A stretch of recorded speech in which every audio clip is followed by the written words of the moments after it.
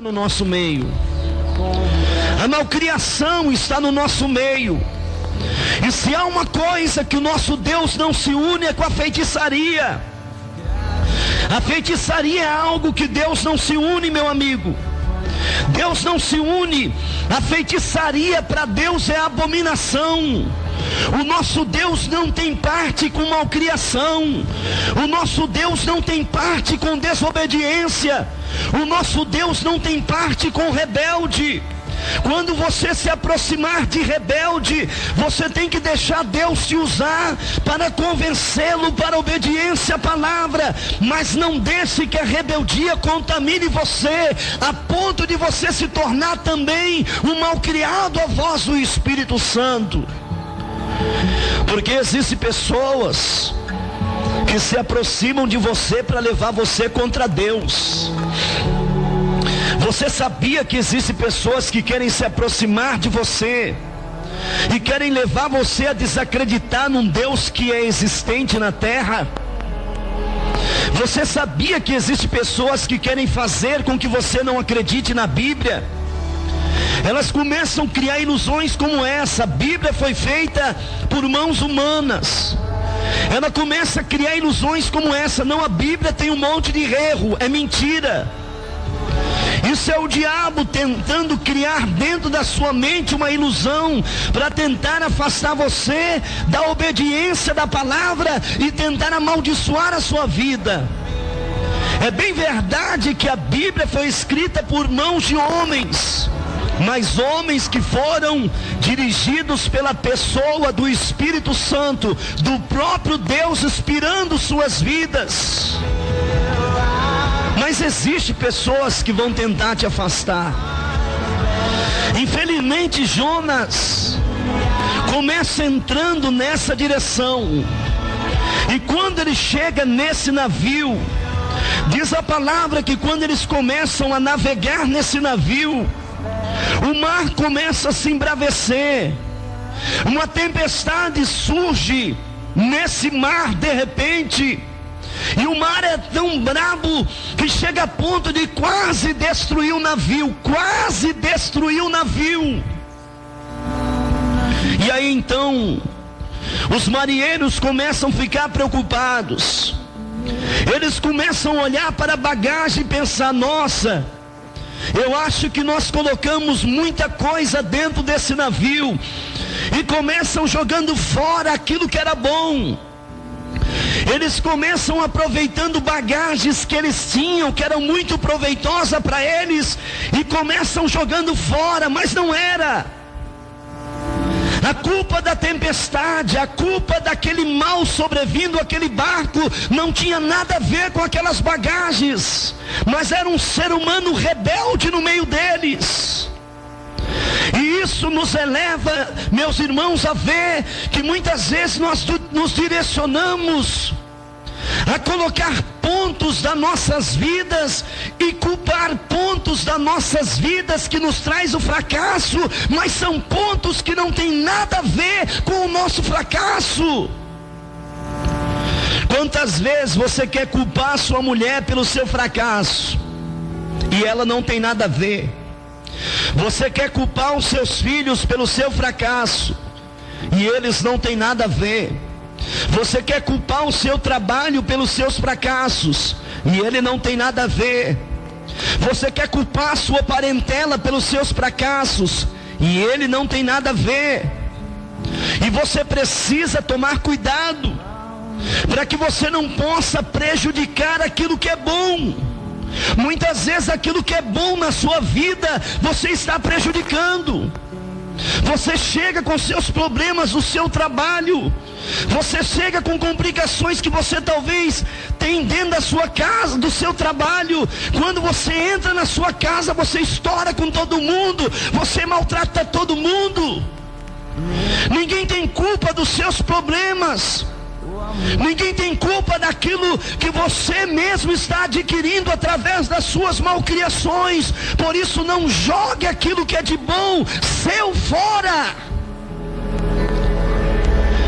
Eles começam, meus amigos, a jogar fora as bagagens. De De repente eles percebem que não era isso. Então eles partem para o lado da religião. Diz a Bíblia que todos começam clamando. Com certeza ali havia vários tipos de religião. Com certeza ali havia budistas, muçulmanos. Ali havia judeus. Ali havia religiosos de todos os pontos dentro daquele navio. E quando eles percebem aquela tempestade, eles começam a se unir para clamar. Eles começam a fazer sacrifício. Um derramava sangue do lado, o outro tentava fazer um sacrifício de outro, mas nada resolvia. Por quê? Porque dentro de malcriação, sacrifícios não funcionam. Sacrifícios não funcionam dentro de rebeldia, dentro de desobediência. Não adianta você sacrificar se você não estiver debaixo da obediência à palavra. Você precisa obedecer a palavra. E eles percebem que não tem resultados, meus amigos. Mas de repente o líder do navio percebe que havia algo estranho. Porque tinha desespero no navio. Todos estavam desesperados, mas um homem estava tranquilo. Um homem conseguia dormir. E nós ficamos vendo como que uma pessoa consegue dormir dentro de um desespero. Só se for um crente. Somente um crente pode dormir dentro de tempestade. Só se ele tiver o Deus de Israel na vida dele. Era o que Jonas tinha.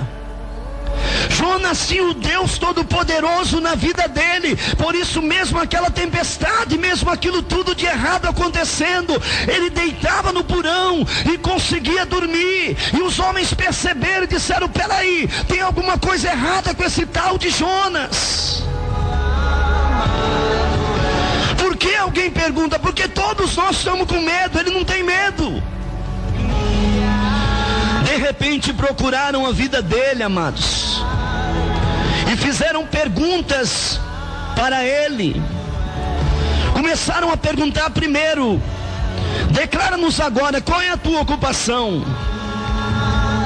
Porque Jonas, ele tinha uma ocupação. Ele se ocupava com a palavra. Ele se ocupava com os desígnios de Deus. Ele se ocupava com a voz de Deus para obedecer e profetizar, porque ele era profeta. Mas ele estava malcriado com Deus. E dentro dessa malcriação ele não queria saber de nada. Ele não queria saber da palavra. Ele não queria saber da oração. É comparado com a nossa vida.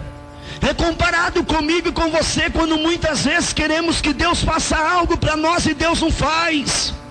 Queremos que Deus se sujeite à nossa vontade, e Deus não se sujeita à vontade de ninguém. Ele é um Deus soberano.